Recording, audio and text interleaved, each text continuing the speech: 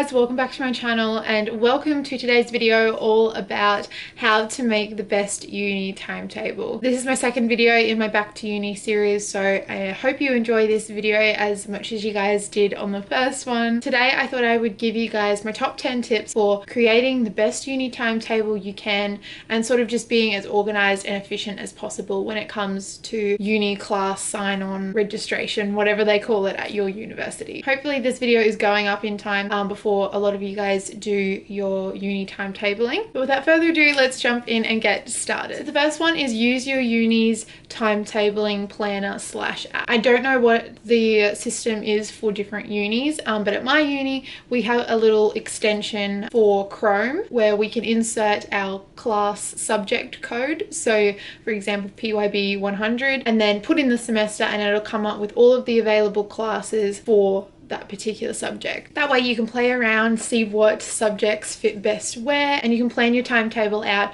on a platform that is specifically designed for you to plan your timetable. I know when I was at UQ they had one as well. I'm sure the other unis have something similar to that or whatnot, but have a look and check if your uni does have a timetable planning application, and if they do, use it. Number 2 is to think about your lifestyle throughout the semester. So this is taking into account all the things that you do with your life, whether that's exercise, work, study, any other commitments, sporting commitments, whatnot that you have that you know is going to be a issue, I guess, throughout the semester in terms of uni classes. So know if you've got training every Monday and Thursday night, know that you can't really be at uni those days. Also think about when you work best. If you are more of a morning person or you learn better in the morning, then try and fit your classes in the morning. Whereas if you know you like to sleep in or whatever your lifestyle is and your best time for uni is in the afternoon, plan your timetable accordingly the best you can. It's a little bit hard with lectures and stuff because lectures are just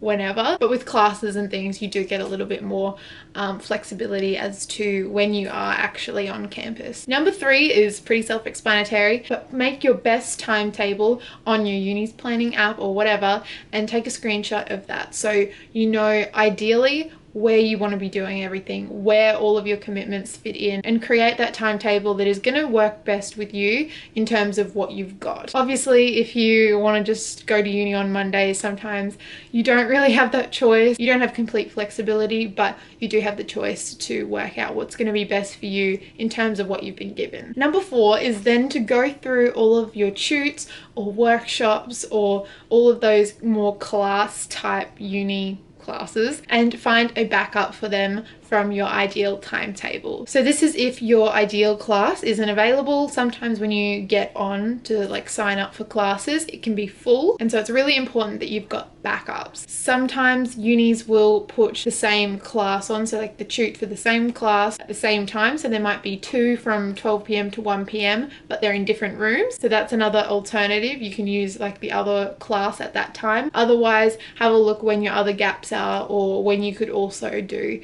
and make backup options for all of your tutes, workshops and classes that you have on that semester. Then number 5 follows on from that. Make 4 backup options, so you've got 4 different options for those classes in case your first preference is full. Write these down and put them in order of how preferable they are to you and your timetable and your lifestyle. So obviously you're going to want to get the best one, but sometimes, as I said before, your class might be full, so to have it like listed on a piece of paper, it's just so much easier. This class sign-on is so stressful, so it's nice to just have a piece of paper there that has the classes all listed, and if one's full you just go straight to the next one. Number 6 is super simple. Just have a screenshot available of all of those 4 different potential timetables.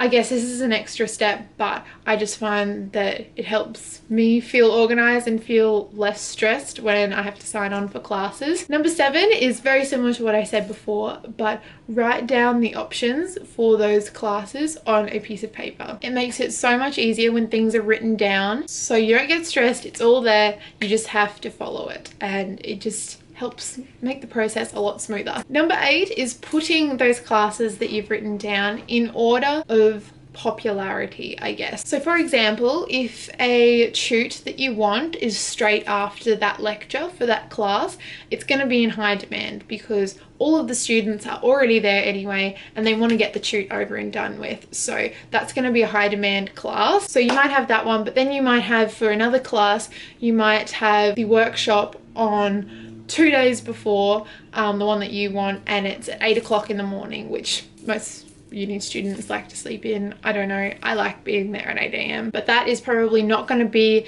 as popular as the tute will be that's straight after the lecture. So work out which ones are probably going to be in higher demand and move your classes around, if that makes sense. So do the ones that are potentially going to be more popular first, and the ones that aren't probably going to be in as high of demand later. And that's sort of how I make sure that I get my ideal classes first, because if you do one that's in high demand and you have that one to do right at the end, odds are that all the other students that have just gotten on for class sign-on are going to take it, and there's not going to be any room for you in that class. Trust me, classes fill up fast. At my uni they do anyway, and I know that a lot of the big unis do as well. So if you go to a smaller, more private uni, that might not be a problem for you. Number 9 is doing your lectures last. Do your lectures last because these don't fill up. You just have to enroll in one. At my uni, they'll have like the actual in-person lecture, but then they'll also have the online one. And it's just so that they can see how many students they have wanting to attend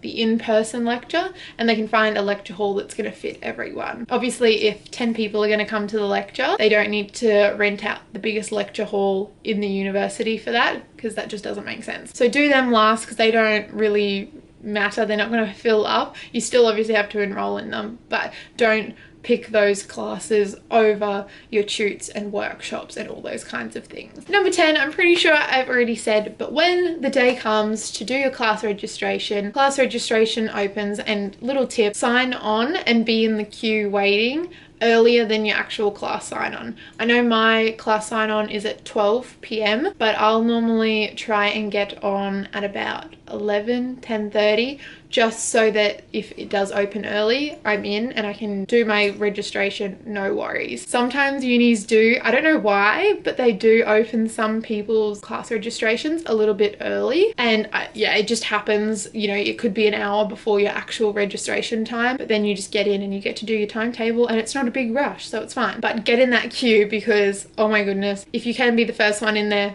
do it. But yeah, I find for me it's all about being organized and making the experience a lot less stressful. So if I've got a sheet beside me that's got all of my classes, what to do in what order, and what my preferences are, it's totally fine. I can stress less. If one of my classes is full, I just go to the next one and I'll keep going until one of them I can get into. That is all my tips I have for you guys. I hope this was helpful, especially to some of you first years out there who are just starting uni. I know it can be so overwhelming and confusing.